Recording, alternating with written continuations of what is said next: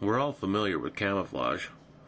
We know that the military uses colors and patterns on uniforms to break up a soldier's outline. Successful camouflage tricks the human eye into not seeing something. Humans rely heavily on our sight for information about our environment. We already know that Sasquatch is a master of visual camouflage. Their ability to use camouflage, cover, and concealment is legendary. I even believe that the structures they build, although ornate and useful in ways only known by them, may also serve as distractions for us, to buy them valuable time to fall back if we enter their domain. But what about our other senses? If you think about it, our senses of smell and hearing are far more important. These senses can warn us of danger long before we see anything. In this video, I'd like to discuss scent and sound camouflage. Scent camouflage is fairly straightforward. If it stinks, stay away from it. Sasquatch has been noted to have a foul odor that varies from wet dog smell to the smell of death. Humans recoil from these smells as a rule.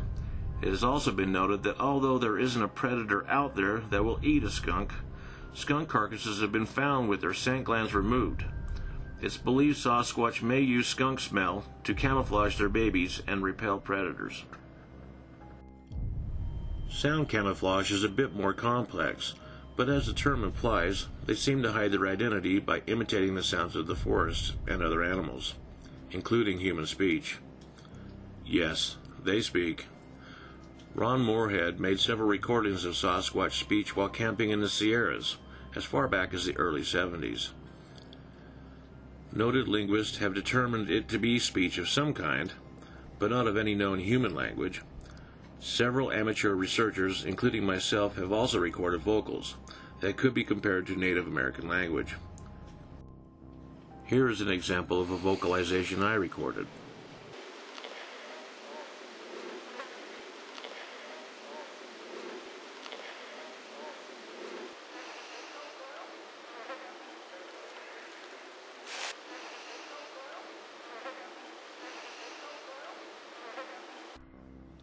The next day was a state holiday, so I went back to the area and experienced my first whoop. I must have been walking towards it, and it let me know not to come any closer. I wasn't recording at the time, which unfortunately seems to be the case when either me or my nephew Brendan has been whooped at. A whoop has a dog-like quality, only very loud. We've also heard quiet ones that make me think they're warning each other, or just letting each other know their location. Our favorite whoop came from an area I named Bent Pine Wallow. We had just left the location and turned off the camera to traverse a rock slide. Its call came from right behind us and sounded like a kid. It let out a happy-sounding woohoo! We were both astonished, being so high up the mountain, and the whoop coming from right where we'd just been. Woodknocks are another form of sound camouflage. A woodknock can be fairly quiet, or loud and aggressive. I believe the quiet ones are for them, and the loud ones are for us, humans. A loud one sounds like a wooden baseball bat hitting a home run. Very distinct. Here is the first aggressive knock I recorded. I only caught it on my rear-facing backpack cam. I had my handheld cam turned off in order to get through some dense brush. I believe it was a warning.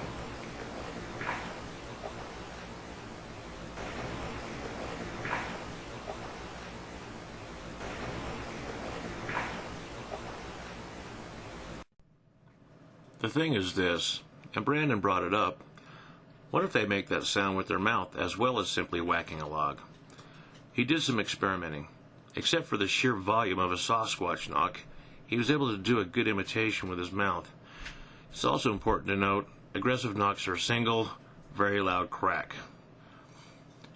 Witnesses have reported coyote howls, deer snorts, big cat imitations, and a variety of bird calls. The forest people at my site B have sounded like a chorus of owls as I leave the upper trail. On the nights of September 18th and October 15th, 2016, I did night investigations at the campground near my research area. Rio from Utah Sasquatch was with me in September. We were the only people there and had the place to ourselves. These are the sounds I recorded early in the morning of something moving up on us.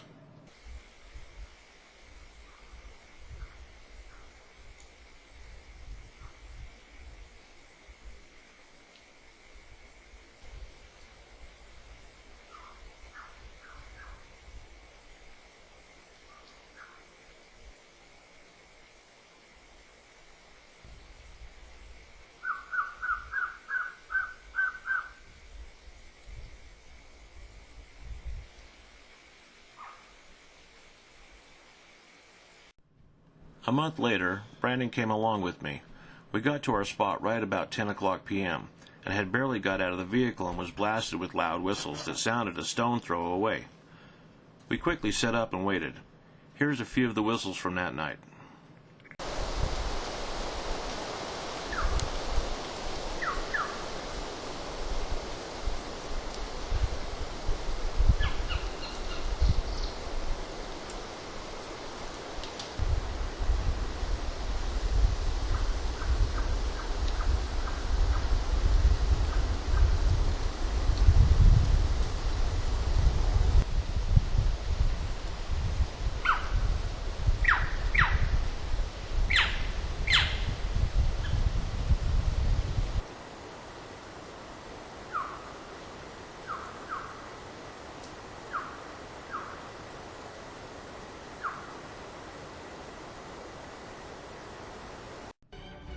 I know many of you may be thinking bird, and I wanted to be sure myself.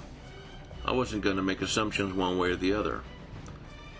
I found a USDA survey from 1997 of the birds observed on this mountain range.